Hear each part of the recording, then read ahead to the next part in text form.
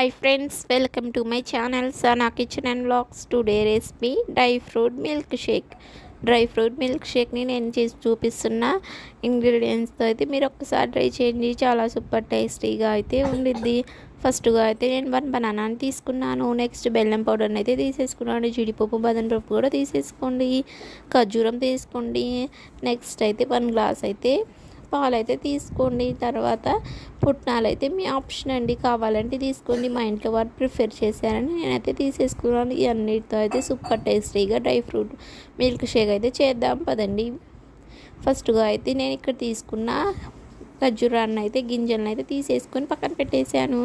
Next అయితే బనానాని అయితే చిన్న చిన్న ముక్కలుగా అయితే కట్ చేసేసుకున్నాను.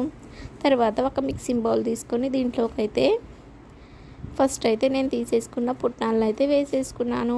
నెక్స్ట్ అయితే జీడిపప్పు, బాదం పప్పును కూడా యాడ్ చేసేసుకోండి. ఈ రెండింటిని అయితే ఫైన్గా పౌడర్ లాగా అయితే చేసేసుకోండి. నెక్స్ట్ దీంట్లోకి అయితే మనం తీసేసుకున్న ఒక్కొక్క ఇంగ్రీడియంట్స్ అయితే యాడ్ చేసేద్దాం. ఫస్ట్గా నేను గింజ తీసుకున్న ఖర్జూరాన్ని అయితే యాడ్ చేసేసాను. ఇదైతే స్వీట్ కోసం నేను బెల్లం పౌడర్ని అయితే యాడ్ చేసేసాను.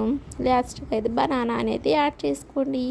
దీంట్లోకి కొంచెం మిల్క్ అయితే యాడ్ చేసి ఫస్ట్ ఇదంతా ఫైన్ పేస్ట్ లాగా అయితే చేసేసుకోండి. నెక్స్ట్ పాలు అయితే దీంట్లో కొంచెం ఇటు అటు అడ్జస్ట్ చేసుకొని మొత్తం వేసేసి ఇలా మిల్క్ షేక్ లాగా అయితే చేసేసుకోండి. ఇంతేనండి, చాలా ఈజీ అండ్ చాలా హెల్దీ మిల్క్ షేక్ అయితే రెడీ అయిపోయింది.